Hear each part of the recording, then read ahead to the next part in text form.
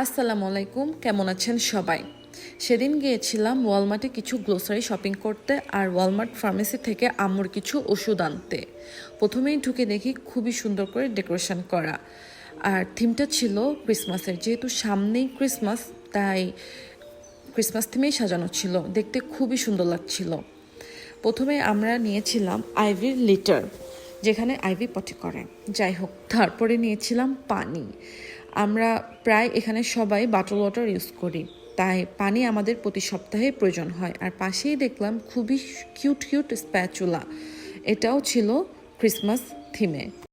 এত সুন্দর দেখেই নিতে ইচ্ছা করছিল, কিন্তু আমি জানি এগুলো কিনলেই আম্মু আমাকে খুব বকা দিবে, তাই এগুলো শুধু দেখেই গেলাম, কেনা আর হলো না। যাই হোক, তারপরে গিয়েছিলাম ফ্রুটস সেকশনে। আমাদের কিছু ফ্রুটসেরও প্রয়োজন ছিল।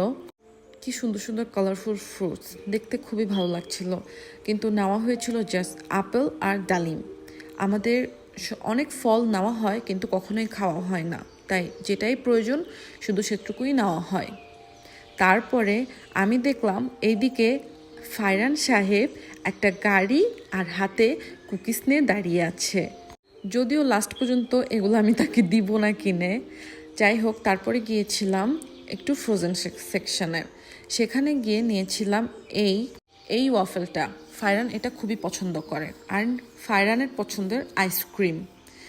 আমি যদিও ফার্স্টের আইসক্রিমটা নিয়েছিলাম সেকেন্ডটা। তারপরে গিয়েছিলাম পাশেই একটা রেস্টুরেন্টে। এটা নতুন হয়েছে, দেখতে খুবই সুন্দর, ছিমছাম, ভালোই লাগছিল।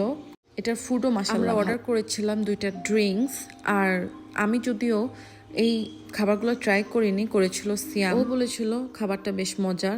যাই হোক, তারপরে খাওয়া দাওয়া শেষ করে আমরা বাসায় চলে আসলাম আম্মুর মেডিসিন নিয়ে।